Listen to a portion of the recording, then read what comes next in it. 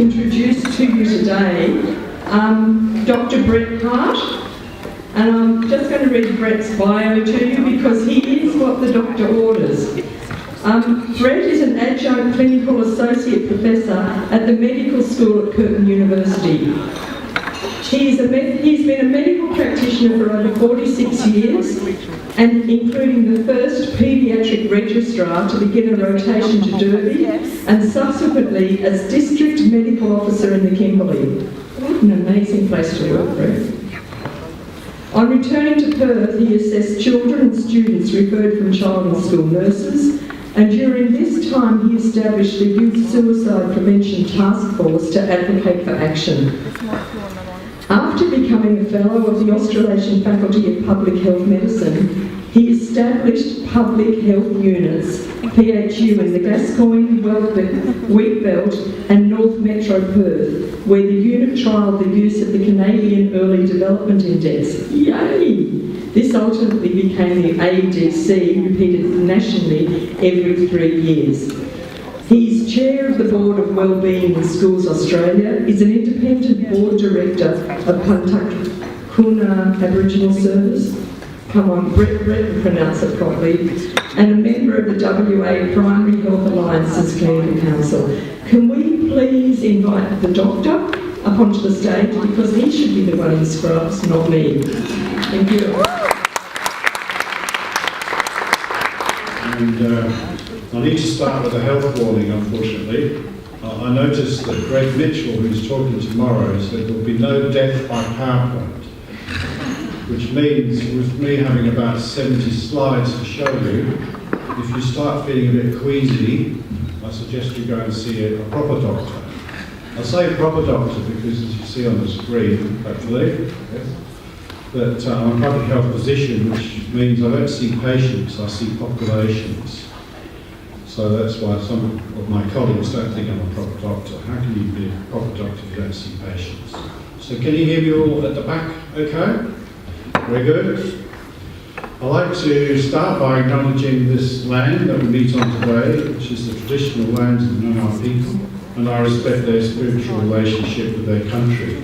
I also acknowledge the Whadjuk people as the custodians of the greater Woyala area. I'm not sure if I pronounced that correct, but that's the proper word for Fremantle, and that their cultural and heritage beliefs are still important to the living Whadjuk people today. And I extend this respect to all Aboriginal and Torres Strait Islander people in attendance today. So whilst whilst literacy rates of the first people of Australia are low, but improving, their eco-literacy skills far exceeded those of Wodulus, to our peril. And on Closing the Gap Day, as it is apparently, I'd like to indicate to you that you are promoting one of the key ways of closing that gap, and hopefully I'll be able to convince you of that. Oops. Over there, that's right.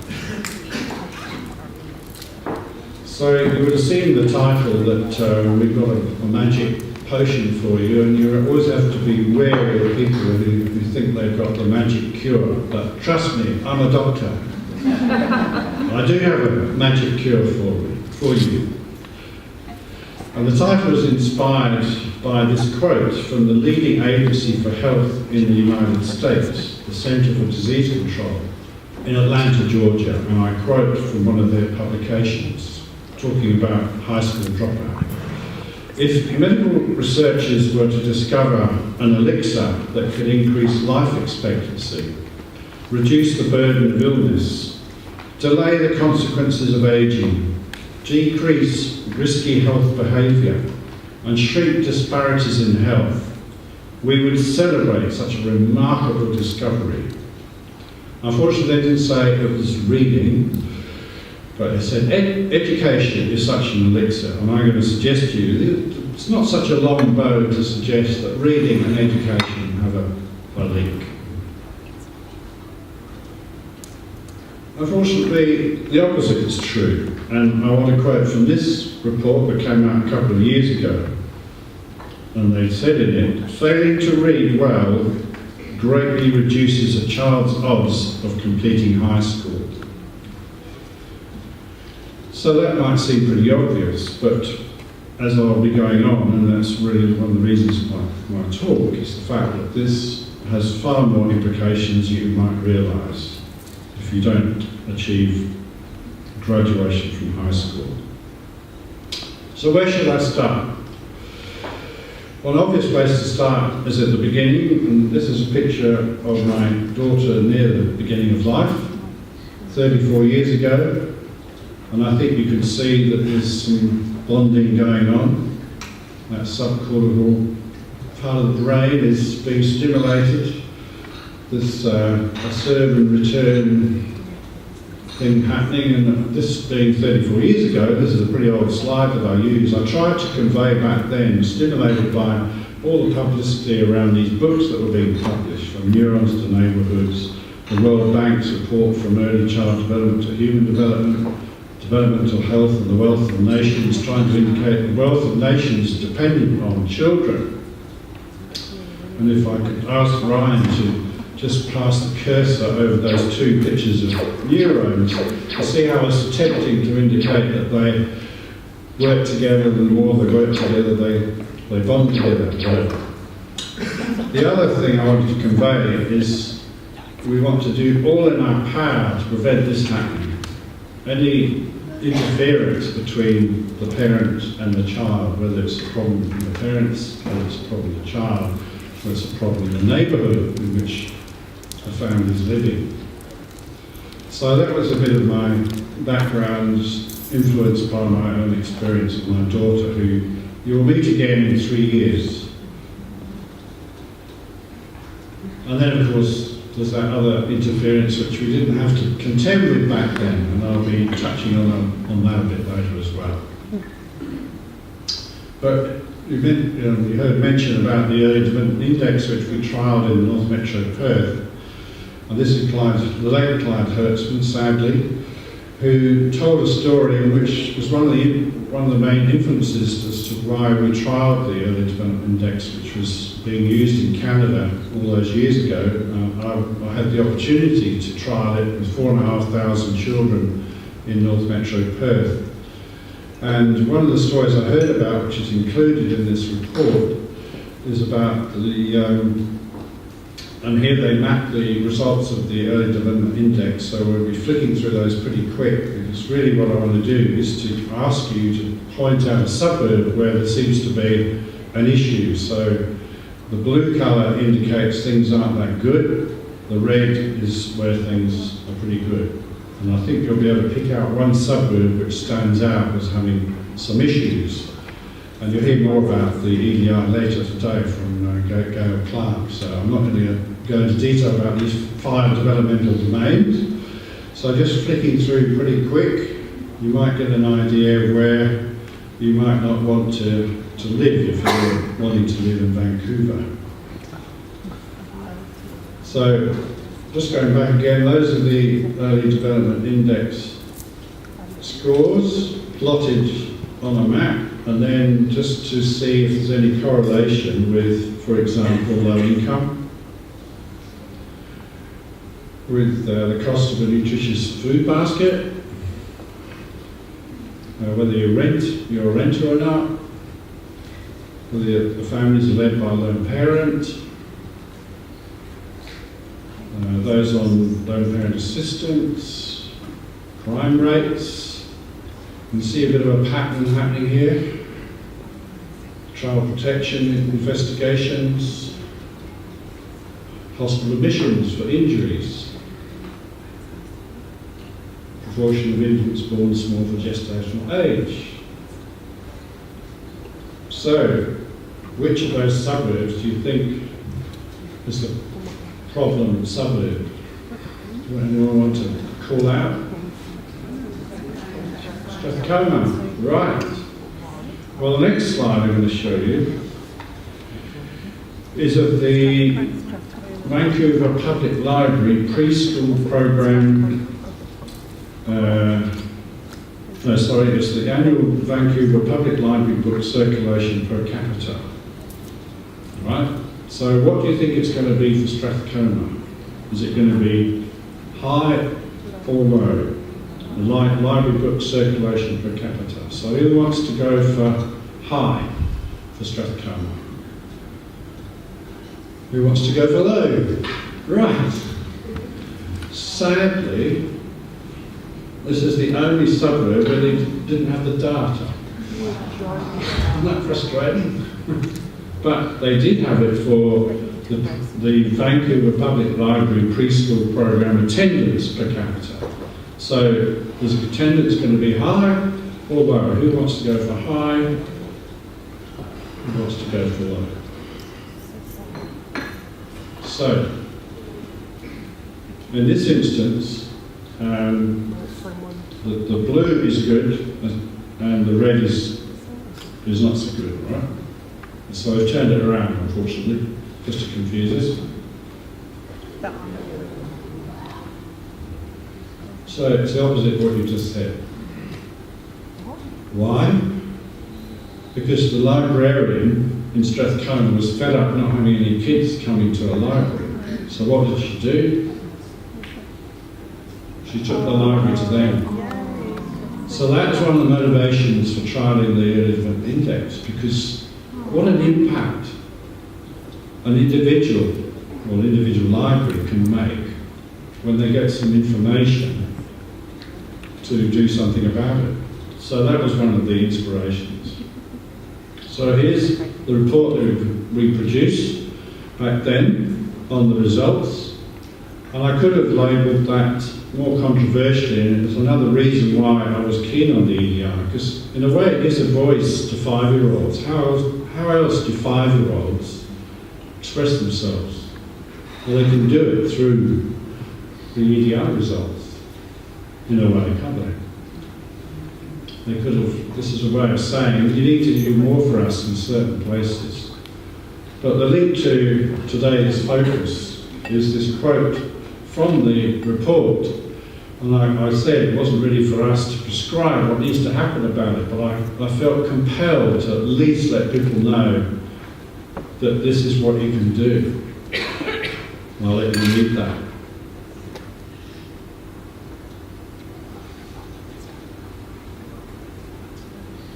Okay. So since then, the Early Development Index has gone worldwide, thanks to the late Clyde Hirschman and my previous social epidemiologist, Dr. Sally Brinkman. She helped convey it all over the place. But Australia is the only place where it's done, and it's now converted to the Australian Early Development Census every 3 years. The only country that does it across the whole country. Even Canada, where they started it, doesn't do that.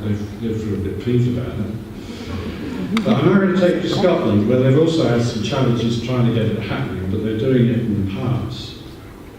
And I'm taking you there because of the fact that there's the Glasgow effect. And this is the Gorbals, which is obviously a rundown area. And if you lived there, you died 10 to 15 years younger than if you lived a couple of miles up the road. But I'm showing you this so you can hear from Sir Harry Burns, who was a surgeon and the Chief Medical Officer for Scotland. And just imagine if you were to hear the same words that you're going to hear in a moment from an interview he had with another Glaswegian, Norman Swan, on the health report.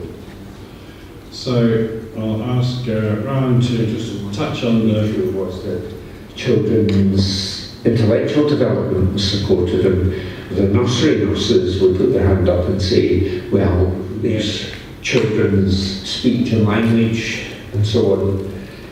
And various things have been done in nurseries to improve the uptake of bedtime stories, giving parents information, running a library and allowing them to take books home with them. One of my favourites is Bedtime Bear.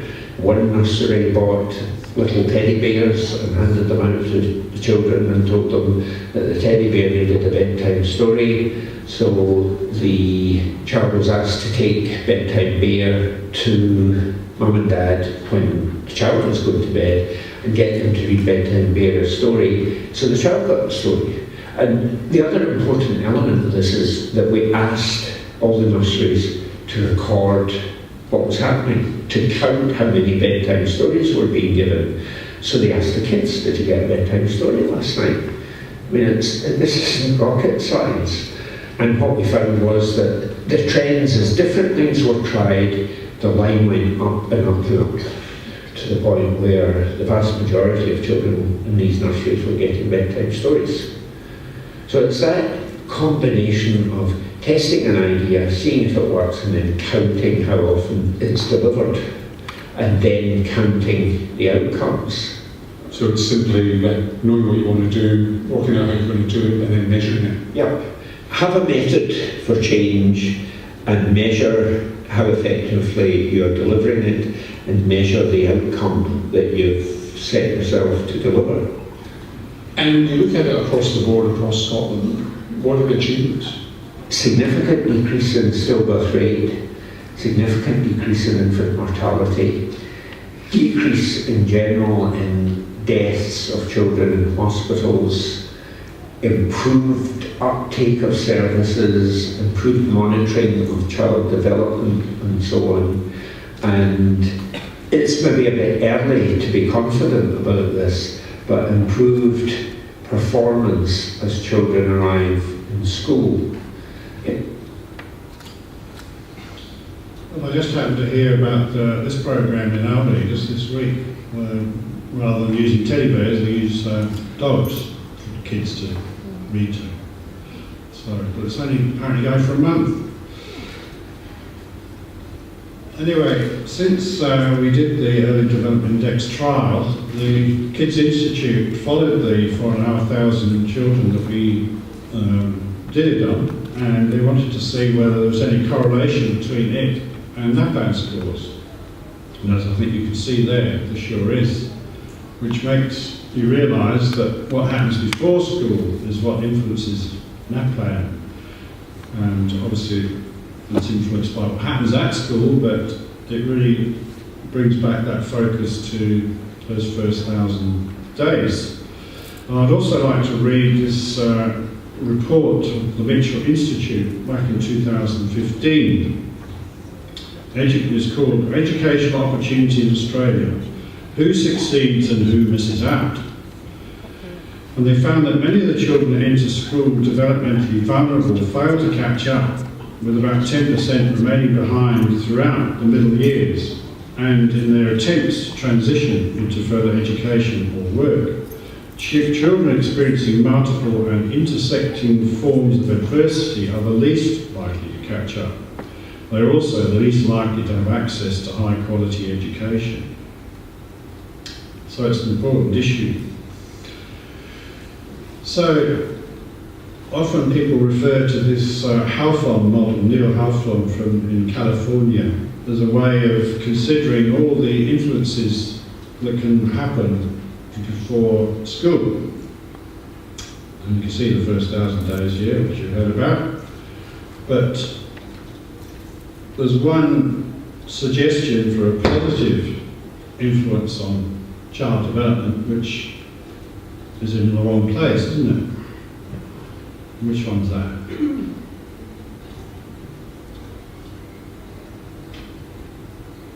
What?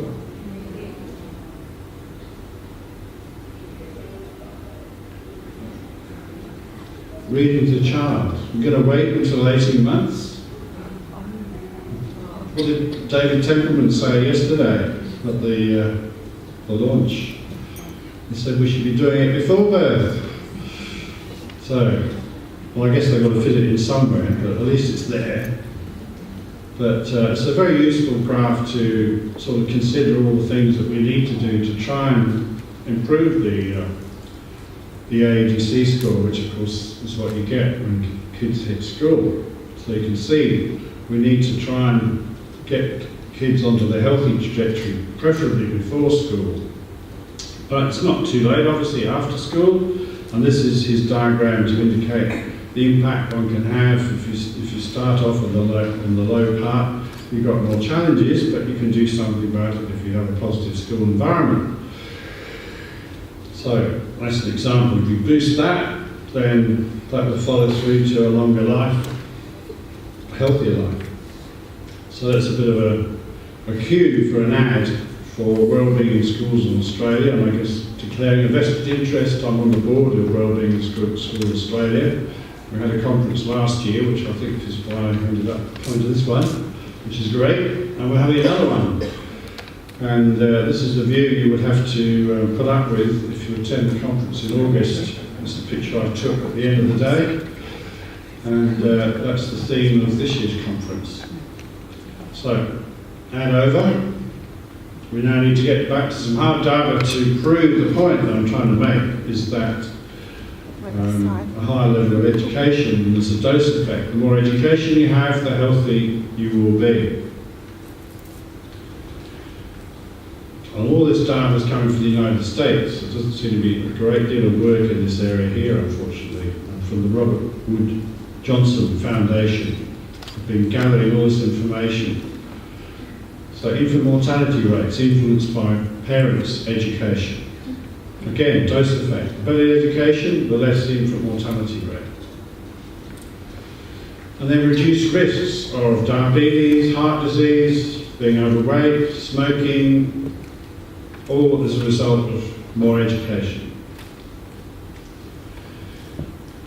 And it's nice to be able to demonstrate this online, but I tried finding it online and it doesn't seem to be there, which is a bit of a worry. Again, in the United States, you can go into this site, you can choose a state, you can see what the percent of adults with some college education is, and then you can move the slide and see what happens to death rates and the things you can see on the right-hand side of the screen there.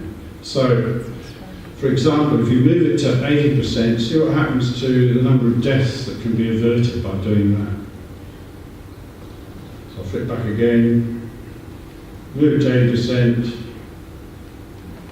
Amazing impact that I don't think health systems will be able to achieve as well. Another way of looking at it is looking at death, causes of death. And you'll see these sorts of things on a death certificate, but you won't see the social causes of death. So they tried to do this in the States, and this is what they found. And you can see the sorts of levels. So neighbourhood poverty is obviously an unhealthy thing, personal poverty, income inequality is not healthy, and so on, racial segregation. Now we're getting up towards the commonest cause of death, which is acute myocardial infarct. So what's on a par with that? Low education. Low reading, low education. So it's so important that kids are taught to read. Another way of looking at it is some of the interventions that we put in place to try and improve the quality of life of people. And again, looking at the relative impact of doing that. So across the top is the number of years gained as a result of an intervention. So this is changing from third yearly pap smears to yearly, see if that improves anything. Well, it will by a few days. By doing mammography, that improves the situation by a few weeks. Just think of the cost, whole country. Lowering cholesterol, that improves things by about 6 months. If we were to lower blood pressure below 120 systolic as opposed to 140 systolic, we'd get about 18 months. If we were to stop people smoking, ever smoking, instead of smoking for 30 years, this is getting a bit more dramatic, 6 years. Now, see what you can do if you succeed from school and graduate with an advanced degree. You get 12 years. Again, what medical intervention can give you that? But how much do we invest in that from the health system? Probably zilch. So, hospitals. This is where you go when you want to be healthy, right? When I was in the UK just a couple of weeks ago, a friend of mine sent me a clip from the Times. They were reviewing a book, and the author collected suggestions on how to improve the National Health Service. And one of the most popular ones was, well, I'm going to write across the entrance to the hospital. So, pardon the French, but it's not me saying it, it's this author in this book.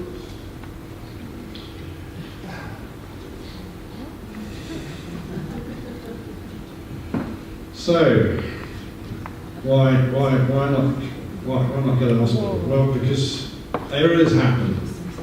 And this is, again, the Centre for Disease Control, Atlanta, Georgia, with some data which indicates that it's such a common cause of death, it's medical errors. It's been disputed, but what's it matter what the level is? It's an issue that needs to be dealt with, isn't it? And you might think, oh, that's America. This wouldn't happen in Australia, would it?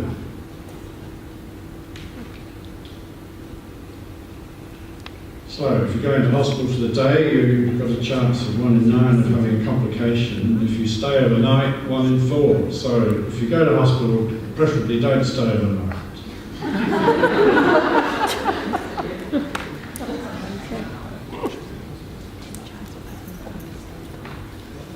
So, this is a much safer place to go.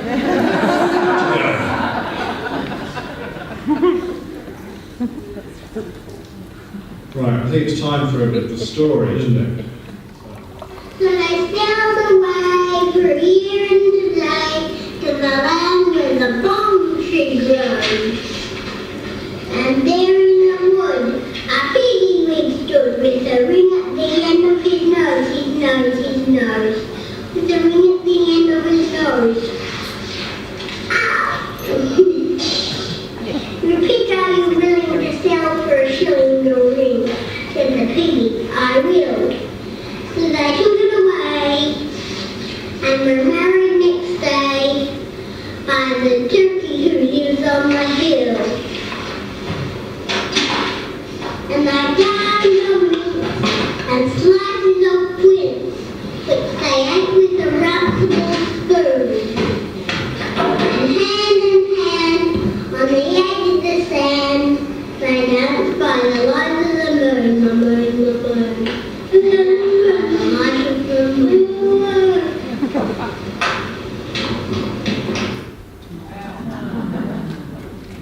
Yeah, I think she deserves a break. Now I can tell her that she had a standing ovation. So, those words are coming down there, and this is getting in an area I don't know a great deal about, but it seems to be that this is the linking part between education and reading. And these are the various components which are particularly relevant to reading: updating, inhibition, shifting. So it's a whole wealth of literature around that which has evolved and developed, but is seemingly extremely important. So I probably need to explain executive functioning skills, and not being an expert, again I'm relying on a video to do that for us. One of the things that sturdy brain architecture supports is the development of basic emotional and social skills, an important group of skills that scientists call executive function and self-regulation can be thought of like air traffic control in the child's mental airspace. Think of a young child's brain as the control tower at a busy airport. All those planes landing and taking off, and all of the support systems on the ground simultaneously demand the controller's attention to avoid a crash. It's the same with a young child learning to pay attention, plan ahead and remember, and follow rules. Like all of us, kids have to react to things happening in the world around them, while also dealing with worries, temptations, and obligations on their minds. As these demands for attention pile up, air traffic control helps a child regulate the flow of information, prioritise tasks, and above all, find ways to manage stress and avoid mental collisions along the way. Having this disability is a necessity for positive and level mental health. So, the air traffic control centres, not round the back, round the front. So that's where it is, and seems to be, well, I guess, the active ingredient of this elixir, which I'm saying is the cure-all for everything. And there's been a recent study showing that in years 1 to 2, executive function is obviously critical for reading, but from year 2 onwards, executive function is not only vital for reading, but reading enhances executive function. So, just looking at the negative side, if you don't have sufficient or adequate executive function skills, which could be taught at any age incidentally, but obviously the early years is the most crucial time to be acquired. If they're poor, these are the things that can result. And these are issues which I think are pretty critical in today's society. And that one there, not dependent, etc., it makes you think of these dating programs and all these criteria for choosing a partner. What you should be assessing, the credentials of a person, not various other things, but executive function skills will be the ones you should be checking out in your potential partner, I would suggest. Because you don't want some of these characteristics, do you? But then let's look at the positive side. I'm going to read out a quote from a recent thing that was in the paper the other day. This is the head of the Speech and Language at Murdoch Children's Research Institute, Angela Morgan. He said, Aussie kids' speech and language skills were the worst they have ever been. And we're raising a generation of children who may not be able to read instructions or hold down a job. Professor Morgan, who's worked in the sector for 20 years, described the rate of speech issues as epidemic proportions and said the nation was in dire straits. We will see more children who will be unable to complete basic tasks like reading the instructions to put together a barbecue or even read their medicines. So, that's some of the quotes from that study that's recently been done. So, I would add that not only won't they be able to read medicine instructions, but they're also at high risk of ill health and premature death. But I don't want to end on a negative note. And I know we've been focusing on the 0 to 5s, but this is the over 50s, the wrinklies. Shouldn't miss out. Speak for myself. This is from a fascinating study last year entitled A Chapter a Day, Association of Book Reading with Longevity. It's a study of 3,635 over 50-year-olds. And what do they find? You live longer if you read books. And not just any old books. I don't know if you can read that at the back there, can you? Can you read that? It says, my teacher told me to read for an hour a day. Does Facebook and text messages count? And then there's this one. Does checking game instructions count as reading? Well, this study, it used to be said you can read anything, it's all good. Well, it is all good, but this study shows that you need to be reading books that really stimulate your thinking. And you can imagine all those neurons firing. So, stimulating books, not newspapers, that sort of stuff, they found that it really works better for novels and things like that. So, you get this positive feedback cycle, which I've constructed from this study, because if you read and that extends your life, you've got more time to read. You've got more time to read. So, this is the elixir of life. Except other things do get in the way, don't they? That can't go on forever, sadly. So, I guess the message here is, don't go to hospital, don't go to Blackmores and get some pills to make you feel healthier. Go to a library or go to a bookshop. That's how you'll be a wellbeing, and that's taken from Blackmore's publicity. So, this is what the doctor orders, to keep the doctor away, and as I think I've indicated to you, you need to keep the doctor away. That I can say it, trust me, I'm a doctor, and always safe, or at least the system they work in is not safe. So you need to keep a doctor away, and how do you do that? Well, this is what the doctor orders. And that's the symbol for 1 chapter a day, maximum repeats, in other words, forever. And there's even a doctor in the United States, or a paediatrician, who's printed this so he can give it to his patients and have it prescribed. So, what does the doctor say? Read, sing, rhyme and play.